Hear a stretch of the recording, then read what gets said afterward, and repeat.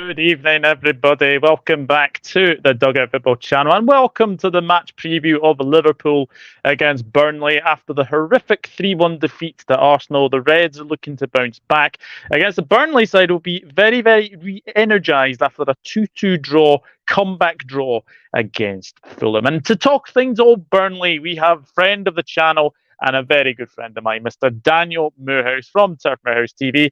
Dan, it has been ages, my friend. How are you doing? It has been far too long, Douglas. Far too long. Thank you for having me back. It's always nice. I appreciate it. But yeah, I'm doing well, which is more than I can say for my football team this season. Yes, we will get onto that. But yeah, how have things been? Because obviously we are now both dads, which is quite amazing thing to say. Anyway, but actually, how have you been? Obviously, job wise, and obviously the channel. How have things been? Yeah, channel's been sort of on a semi hiatus. I mean, I've just tried to do it when I can. Other than that, working has been obviously the priority, trying to find that routine between work life, home life. I think at first when I started working, I thought I treat this like a job, before I started working, and I had to try and tell myself, no, Daniel, this is a hobby. That puts food on the table. This doesn't. If it did, I'd do a bloody video every single day. But but no, it's I'm trying to find. I'm getting that balance back. Starting to get shows and things like that put in, and I've not done a watch along. I think since we got beat off Spurs in the cup. But other than that, most of the watch alongs have been losses this season, so it doesn't matter. But no, it's been good. It's been good. I can't complain. There's a little Burnley fan who decided through lockdown with bad mental health to chat shit about football because he couldn't go and do it to the pub with any stranger. Thought it might as well take it to online and chat crap on there as well. But no, other than that, mate, I'm all good. Yeah, it's good. It's good to have you back on. And as I said, it has been ages. As all guys, we are also broadcasting on X, or Twitter, whatever you want to call it, as well. Please do come over to YouTube if you want to, as well. And if you are on YouTube and you are watching watching this as well, please do smash the like button. Please do hit that subscribe button. Also on Turf Moorhouse TV. If you just go in the description, his channel link is there as well. I'm on Instagram, X. TikTok as well. Yeah, basically you'll find me anywhere there as well. But let us begin, because I have to admit I had high hopes for Burnley this season. I actually had you about 13th, 14th, 15th maybe. What has gone wrong? Trying to narrow it down, really. I think when you look at it, Burnley have always been a team promoted as underdogs, always been promoted with Burnley have come up, they're not going to do out. We've sort of had that Luton tag of this year. Every time we've come up, Burnley will just come up, they'll get relegated again. Nobody's watching Burnley. Nobody wants to watch them when they're on telly. That's it. After the season we had in the Championship under Vincent Kompany, it was almost like the world is watching Burnley Football Club. Like, look at the way Burnley have gone from hoofball, dash ball sort of football to passing it around at the back, creating space, trying to look for play the ball on the overlap sometimes, striker on the shoulder of the last defender. So much has drastically changed at Burnley. Like I said, we've now come up with let's see what Burnley can do. I expect Burnley to do this. We've not got that underdog tag anymore. So I'm not going to say that the outside world have put eyes onto us that have made us shit ourselves a bit, because, I mean, you could say that, but I'm not going to say that's where it lies. For me personally, I think we loaned quite a few players last season as well in the Championship. The likes of Harwood Bellis, Nathan Teller, Ian Matson, who's now at Dortmund, would you believe? Like I say, Teller's crazy how things happen like that. It is. Teller's top of the Bundesliga with Bayer Leverkusen. It's just madness. It's all madness. So, we've managed to create these players that have gone on to, at the moment, do good things. But we needed some stability in there. For me, the problem is we've gone up, and the players that got us up haven't really been trusted with completing the job, continuing that development. Yeah. We've spent well over £100 million in the transfer market. And don't get me wrong, we have bought kids. That's one thing. We've bought kids. I'm not going to go down the Alan Hansen route, but I mean, the way Burnley are playing at the moment, it's looking like it. You don't win anything with kids, especially not match days on a Saturday. So it's a process, and I know I sound like a repetitive Arsenal fan now, but it is a process. And when I've spoke to the likes of Alan Pace, our chairman, at like fan board meetings and stuff, he believes that even though he sits there and is frustrated when we lose a game, he can see that we are getting better every game week. He can see that this is a process, that the players that we've brought in, they'll make the odd mistake here and there, but this is where they learn. This is where you grip life by the horns and you think, right, I've got to take it. I've got a chance. So we are playing with a very, very young squad. When you're used to a Burnley full of 35-year-olds, and now you've got a Burnley that looks like it's turned into a nursery, it's strange. You've gone from retirement home to nursery within a season, and it's just about finding a balance. It is just about finding a balance. Right now, we are on the trajectory. I mean, if anyone's seen the documentary that came out on Sky, the trajectory around this time of the season is where we start to get it right. And I think that last game against Fulham sums everything up, really, from being 2-0 down to come and claw a point back. Yeah, I think as well, David Datro Fofana. Do you think that's the sort of the striker you've kind of been missing this season? Yeah, 100%. 100%. He is our Nathan Teller of last year. I mean, not just the fact that they both wore the shirt 23, but the way he plays as well. Again, like I said, on the shoulder of the last defender, he's constantly wanting the ball. He's like, look, if there's no option, go long, ping it to me. I'll run. I don't care. If I don't get it, I don't get it. But give me a chance. And you could see that against Fulham, how evident he was, shouting for the ball. Which was needed, because in that game we were very static. There were not a lot of movement at all, which is strange when you are the better side out of the two, and Fulham's only hope was balls over the top. So why couldn't we play them at their own game? Fofana has been a revelation since coming in. Like I say, Lyle Foster's emergence from how he was in the Championship to in the Premier League is fantastic, but obviously he comes now with his mental health problems, and we don't know whether he's going to be right one game week to the next, which is fine. Take that in your stride. He's got all the support of the footballing world, not just Burnley supporters and his family. So we do need someone like that who's going to say, look, give me a chance, give me the ball, and I'll do what I need to do. He was in the right place at the right time. This is what Chelsea wanted. Chelsea wanted him playing in the Premier League. This is his chance to shine if he wants to see any football in a blue shirt at Stamford Bridge.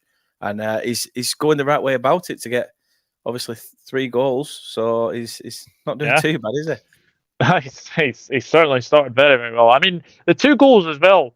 Obviously, the second goal, I really, really like, because obviously he's in the right place at the right time. But the first one, Leno's coming from absolutely, he's in no man's land. And, he could easily get clattered, but gets his head onto the ball and obviously goes in the back of the net. Yeah, beautiful finish. We were pretty much dead on with where Datro Fofana were in that game. So as the ball comes in, I'm just thinking, oh, is it going to reach? But he's sort of it almost felt like he hung in the air. There's just enough on it to get it over Leno and straight onto the head of Fofana. And he did very well, to say, scream and shout and say, look, back post. But yeah, you always felt when we got that goal back that the momentum had shifted and something was going to happen. So luckily it did. And I've not come away from Turf Moor unhappy for once. As we all know the same from obviously good old Burnley fan Jordan North from the I'm a Celebrity, happy place, Turf Moor, happy place. It was. hasn't been quite a happy place. But I think having a comeback draw like that will definitely feel like a victory. Let us go into the chat and say hello to a few people. Good evening, Stacey. Good evening, Niall. Big Neil Warnock, Aberdeen. Yeah, I have to say, obviously, watching last night, Aberdeen losing to Rangers. Obviously, now I know you would have been a Motherwell because I know Motherwell won 5-0. I think against Ross County. So that was very, very good. Yeah, Neil Warnock in the Scottish Premiership. He's going to be absolutely box office in this league. Because he was in the Championship, he was in the Premier League, so I think he'll be absolutely fantastic as well. What do you make of Neil Warnock going into the Scottish Premiership? Was that a surprise to you? Yes and no. I was almost like, it's finished for me. I thought when he'd left Huddersfield, it's like, right, I've done what I've done. I'm not going to be able to create any wonders anywhere else. That's me. I'm going to put my feet up. I've done my bit for football. So when I saw the rumour, I thought, yeah, I mean, you can see it. You can see it making sense. But then I thought, it won't come off. It won't happen.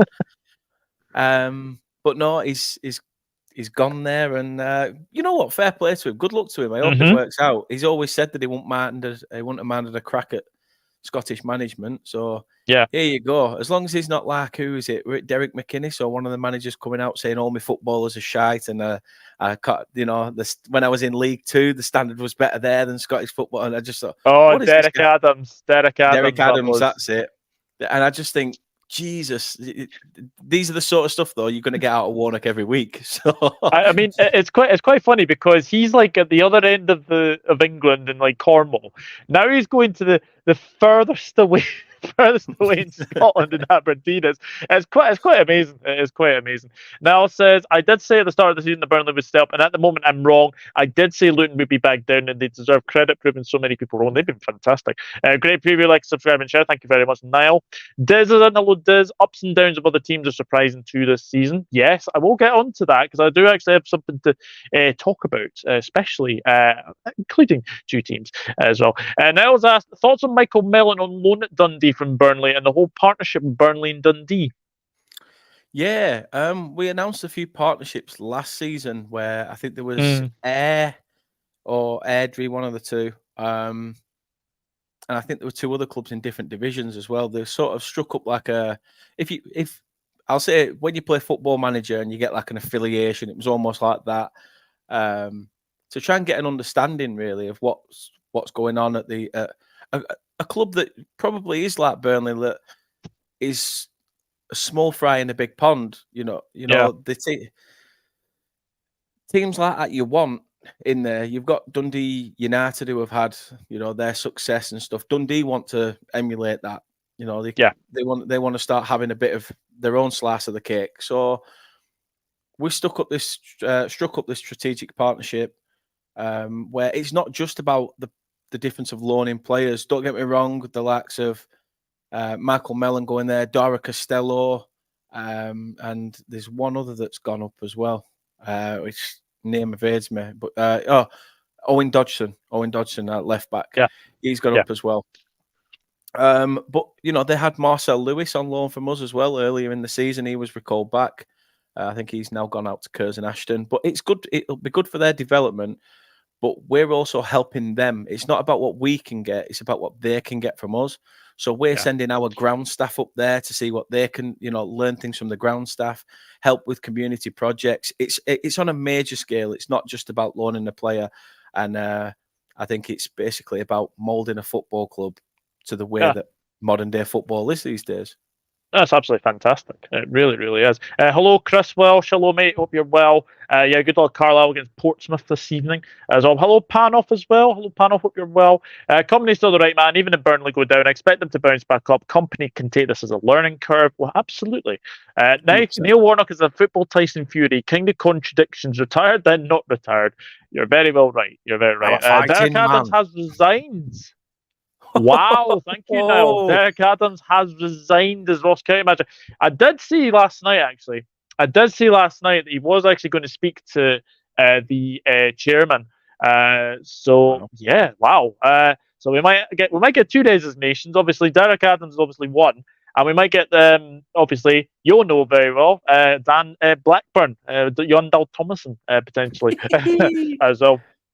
Rich says, come on, Burnley.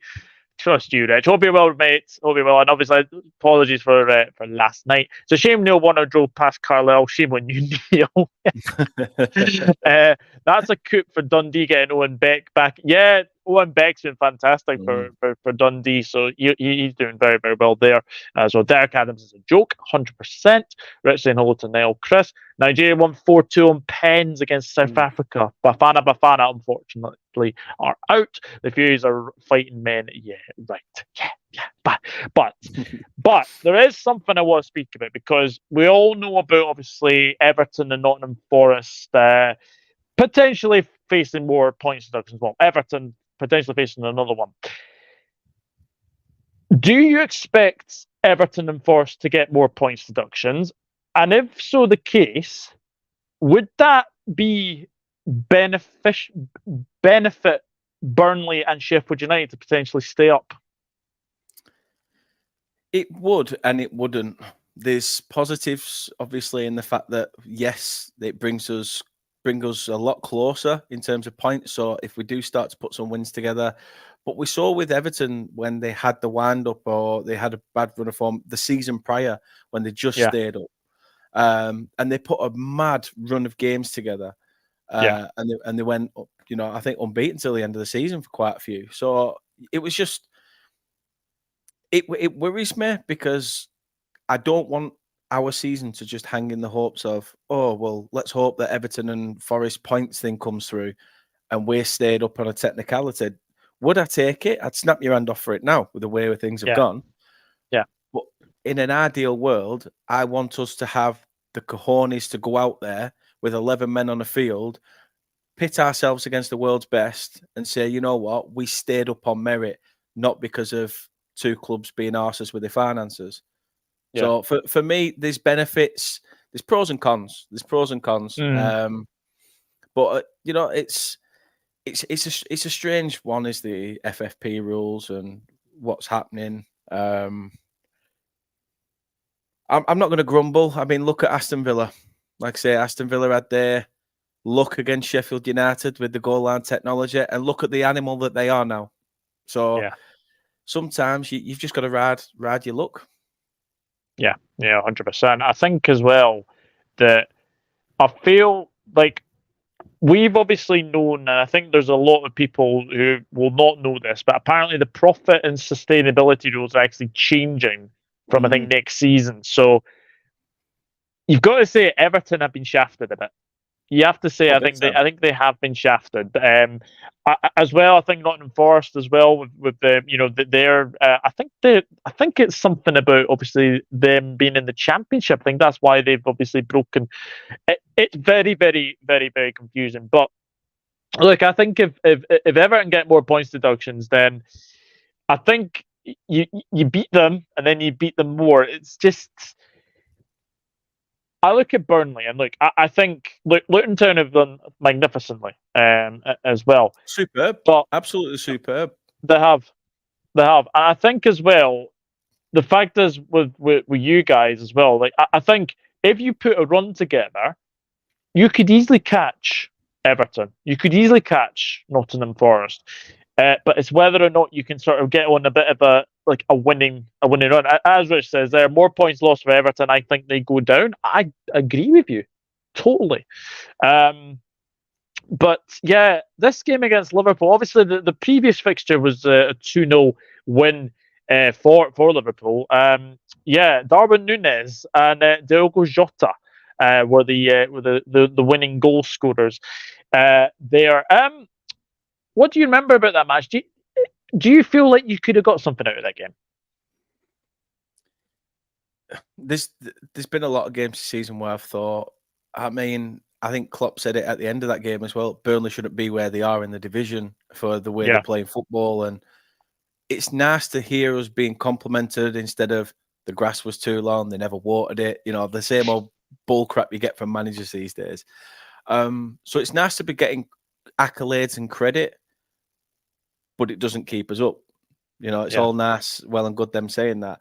There's been many times where I felt we've deserved something out of games, and we just haven't.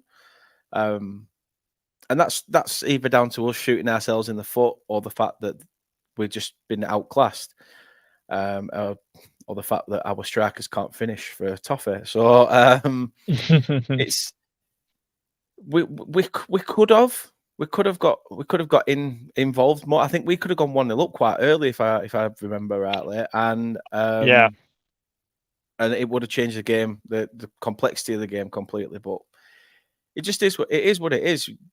Burnley were always known as that, like you say, young team that was fighting to get themselves in and around with the big guns. And every time they come up against the likes of Liverpool, Arsenal, Manchester United, Chelsea, etc., they always seem to grind out a result, or they always seem to give them a game. It's like match them.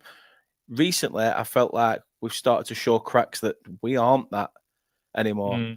However, my thinking is we're wearing a yellow kit away from home at Anfield, and the last time we wore a yellow kit, we came away with a 1-0 win and broke that. So I've got to remain positive. I have to remain positive. Yeah, absolutely. It's going to be a very, very interesting game. I mean, I think you're probably facing us at there's never a good time to face a Liverpool side, but facing the wounded animal, it is going to be very, very interesting. What have you made of Liverpool this season? In fact, are you surprised to see them being top of the league at the moment? No, not at all. Not at all. I think when I look at Liverpool, I see some sort of the season you won the league. I reckon there's some of that in there, but there's also that grit and determination like we had when we got into Europe. You know, the fact that you don't have to just go out there and absolutely kill teams. You know, you can go out there and just shield a 1-0 win. You know, it doesn't matter. You know, it's still a win. I think that's why we have a lot of our fans now probably whinging that, you know, Dash football was sharp, but it got results. But you've seen that. I mean, again, you've seen it at Liverpool. How many offsides Darwin Núñez has had this season? Yeah. How many times? Us and Chris Wood spent time offside. But then you nick results by nicking a 1-0, or you nick it here and there. So I see the similarities in that. And I think because of the caliber of players you've got, that is going to stand you in massive good stead till the end of the season. And you've just got to hope that this does not slip now. Remember those words. Yeah. Thanks for that. I'll let you off. Yeah, I've got to say, like at the start of the season, and Chris will know this because me and him have been kind of obviously discussing this, and I actually said to him, and I've actually said this all season, I wouldn't mind Champions League finish and a Europa League or a League Cup or like an FA, like obviously, you know, a trophy here or there. Yeah. I never envisaged us to have a title challenge, I'll be honest with you. No. And the other thing as well, we have completely transformed our midfield. Like Klopp has transformed it. Do you think of the players that went out? Fabinho went out, Milner went out, Firmino went out, Firmino as well. You know, we lost it. We lost basically our whole midfield, and obviously Jordan Henderson's ill affair in Saudi Arabia, and obviously he's gone to Ajax, which is a very, very weird move. So I think the fact that we've actually had a whole transformation of our midfield makes it even better as well. And yes, look, the Arsenal game was a horrific performance. It really, really was. Arsenal deserved to win as well. But there could be a certain Mo Salah potentially coming back. I bet you'd be just thinking, oh, here we go. Here we go. Mo Salah potentially coming back on the weekend. But who are the danger men to look out for Burnley for this week? For the Burnley players' perspective, yeah. I'd probably say Wilson Odobert on the left has been really decent. For a lad that we picked up for peanuts, practically peanuts, I think he cost us 3 million, something like that. Wow. and he's only 18. I think he will go on to massive things. He's just a different animal with the ball at his feet. Vitinho's made right back his own. He likes to bomb forward, which isn't great news when you've got a Mo Salah re-emerging for him to run into those gaps. But yeah, Odobert, and I think Fofana has to start. I think obviously the way he's played since coming in has been decent, and the two new lads I thought slotted in pretty well against Fulham as well. Maxime Esteve, again, he's only 21. Comes, a centre back that comes in from France. He's a French under 21 international. And Lorenz Assignon. It's weird, all these players. How have Burnley gone continental? What the bloody hell is going on? I feel like I'm reading like a foreign takeaway menu that half of the names that comes off in Burnley's squad. It's madness. But yeah, the new lads settled in, and I think just the more game time they get will get stronger. But for me, Odobert and Fofana are probably the two that have to look out for. If you keep them quiet, that's it. Game's over for us. Very, very interesting. And yeah, I mean, obviously the signing of Xander Berger as well was a very, very. I thought at this time it was a very astute signing from a relegation rival, because we all know what Sheffield United were sort of going through at the start of the season. But what have you made of the new signings? Some have been questionable. The likes of Hannes Delcroix, I think he's piss, basically. Let's just put it like that. He's literally, piss. How dare I say piss on it's pesh, isn't it? You cannot say double S to a Scotsman. So yeah, he's been awful, absolutely awful. He's probably had one good game, which were against Spurs in the cup, and we still lost that. Dara O'Shea from West Brom was a strange one. I thought that doesn't scream a company signing for me. Sander Berg, though, as you said, to steal him from Sheffield United when only the season prior he was linked with the likes of yourselves, and bigger clubs, and we're just like, what? How have Burnley pried Sander Berg away from Sheffield United when both sides have just been promoted? Like, what have we offered him here? I don't know whether it's companies' way of saying, right, well, we'll get you in and see if there's another Norwegian at my old club who'll fancy following from up top. But I don't think Erling's interested at the moment. Maybe when he's 35, 45. But no, he's done all right. He's done all right, Sanderberg. It's just that we sometimes don't utilise him to his strengths. He plays more a defensive role instead of being more box to box. And I think you're holding his strengths back by doing that. So if we had someone like Sanderberg in midfield alongside Josh Cullen, I think with Cullen sitting back a bit more and Sanderberg being able to free roam, shall we say, it would open up the pathways for us to have more attacking opportunities. Yeah, 100%. Good evening. I am coming back into the chat. Hello, Balam. I hope you're well. Chris says we're at home against Portsmouth at the weekend. As I said, we were already down 11 points off safety versus top of the league. It's going to peak. Portsmouth going to batter us. You never know. Be interesting. 1, Portsmouth 0. That I wouldn't be too surprised to see that. It'd be interesting when points deductions do come for Everton first. Yeah, fans protecting Simpson too much. Bellum, it's becoming weird, to be honest. The Mighty Reds, hello mates, hope you're well. I think the young first it might be done. Chris is looking tough, and he's going a winning run. Catch teams such as Reading and Burton in League One. I like Odobert. He can cause trend problems running behind. Burnley not got bad players at all. I just think it's a wake up call. Quality compared from the Championship to the Premier League. Hello, Mike. Hope you're well.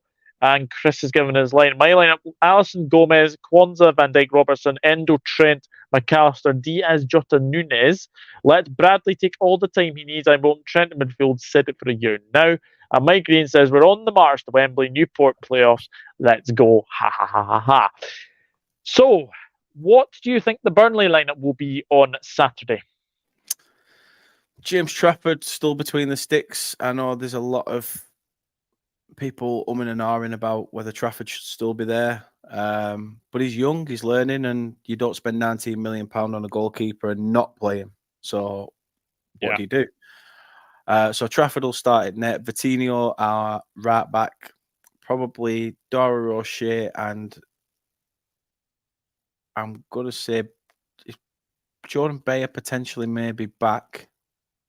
So for me, I'd probably say Bayer and O'Shea moving Maxime Estev out onto the left. Then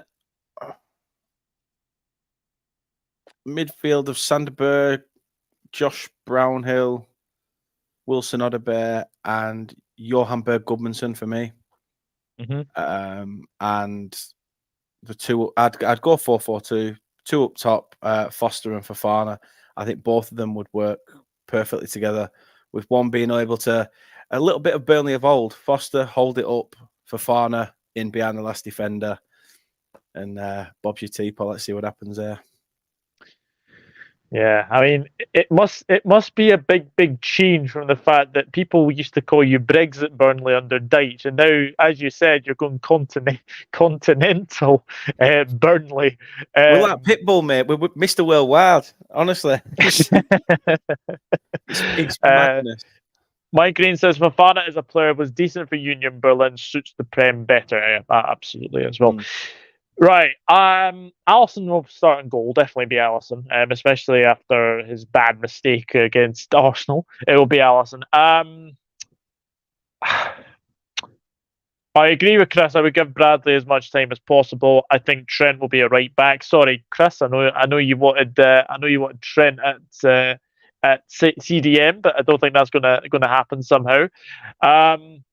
So I'll go Alisson, Trent. Obviously, Konate is obviously suspended because of his red card at Arsenal. So it'll be Kwanzaa and Van Dijk, and then I think Gomez will keep his place. I don't see Gomez losing his place to Andy Robertson. Going to go McAllister, Curtis Jones. I think Harvey Elliott will come in, and then I think I'm not starting Salah. I don't think he starts. I think he might come off the bench. I don't think he starts. So I'm going to go Jota, Diaz, and Nunes. That is my lineup, because I think we missed Darwin Nunes against Arsenal. Someone who can just go in from behind and cause. Well, he's obviously Captain Chaos, Mr. Darwin Nunes. So I do think that if he starts, it will be a very, very interesting afternoon, to say the very, very least. I can't let you go, Dan, without a score prediction. Now I know you've obviously been. I know it's been a really, really bad sort of season for Burnley so far, but how are you feeling going to Anfield? What's your prediction? Like I said earlier, wearing a yellow kit, going to Anfield. I'm praying and hoping. I've got fingers crossed, feet crossed. I've even double knotted my own belly button. I'll try anything. Even tied the old man in a knot. Let's just go with that for a bit of luck. Although it's not really lucky where I'm sitting. It'll be very tough, very, very tough. Anything from this game is a bonus. Like I say, we've got you guys this week, and then we've got Arsenal back at the turf. So, yay! Good, brilliant fortnight. Love it. So anything is an absolute plus, a bit like the Swiss flag, as you guys would say. So I will take out, but personally, it wouldn't surprise me if it's a repeat scoreline of the previous fixture, 2-0 to Liverpool. 2-0 Liverpool. Yeah. Yeah, it's yeah. I think the thing is with us at home, we're a much different animal at home. We seem to. I mean, the last game against Chelsea, we absolutely blitzed them apart. I mean, that should have been about 9-1 at the end of that game. We absolutely blitzed them, and I think as well, I think we were 2-0 up at half time. It should have been a lot more as well. Could have been 3, could have been 4, and yeah, I think it'll be quite a similar game. I think if we get the early goal, then probably the floodgates probably open. But if it doesn't, then you stay in the game as much as you can, and maybe nick a 1-0 or a 1-1, because you do have a habit of nicking something at Anfield especially when it was in the Dutch years as well. But look, it'll be a very interesting game. To say the very least. I'm going to go the same as you. I'm going to go 2-0 Liverpool. I think it'll be I think it won't be as comfortable as many people think. I've seen people predict 3, 4, 5-0, and I get that out of your way. I mean, look, if it is, it is. It just is what it is. You scored at Manchester City. Even that was a fluke. That was amazing. That was absolutely amazing, because I was saying to people, "Oh, look, Man City they'll get their usual 5-0 win over Burnley," and they didn't. It was 3-1. So you just never know, and especially with this season as well. It's a weird season. Anything can happen. Look at Newcastle. Look at Newcastle. Luton 4-4 at the weekend. So anything can happen. Especially as a Burnley fan, mate. I'm sat there thinking, yes, we've just got a point against Fulham, and then the antenna is reading the scores out, and it's like Newcastle 4, Luton 4, and we were all sat there pre-match going, "Oh, this will be fine. We get anything here, it's a bonus." Luton are going to get schooled at St James's Park. And then everyone's just walking there like, "Oh, good draw that, wasn't it? Newcastle 4, Luton 4. How wrong? I'm not going back out. How wrong everyone was. Mike says Nunes should have started against Arsenal. Missed his presence in that game. Yes, we certainly did. Good evening, Luke. Nottingham Forest playing Bristol City, I think, aren't they? They're playing Bristol City in the FA Cup. Chelsea have gone ahead against Villa. Conor Gallagher with the goal. So a bit of a reprieve for under pressure Poch as well. Chris, well, Liverpool 5, Burnley 0. Just gotta feel sorry for anyone that plays Liverpool. Are on back of a beating. They are a wounded animal. As he would know, being a Carlisle fan. Absolutely. Dan, it has been an absolute pleasure to get you back on the channel. Please go and check out Turf Moorhouse TV. Really good friend of the show, friend of the channel as well, and a very good friend of mine as well. Yeah, tell the people where they can find you. Everywhere. I am like crap in a field. Wherever there is crap, I am the crap. Burnley's crap. I am crap. We're all crap. World's going to crap. But yeah, find me at Turf Moorhouse TV, as it says, just there. And all of the socials that you can think of, we're practically on them. Every single one, but a certain one. And that's all I'll say. Yeah. I was going to finish that sentence, but I don't think I will. And Chris Wells says, "Don't worry, I said 5-0 Portsmouth." Well, there you go as well. Guys, thank you very much for watching this match preview. I really do appreciate it. And if you haven't been enjoying on here and on X as well, please do let me know what you thought about the preview, and please let me know your thoughts in the comment section down below. Oh, Mr. John Sinclair. Hello, mate. Just at the very end there. Big up Douglas and Dan. Hope you're well. Great show. Keep up the good work. Thank you very much, John. It's good to see you. Yes, keep smashing it as well. But guys, let us know your thoughts about the starting 11. Let us know your thoughts about the score prediction as well. And yeah, Liverpool fans and Burnley fans do get involved. And yeah, Burnley face Liverpool and Arsenal in the next 2 weeks. So yeah. You'll be like, cheers, Premier League. Cheers, Premier League. But from myself and Dan, it is good night, and we will see you very, very soon. Take care. Bye-bye for now.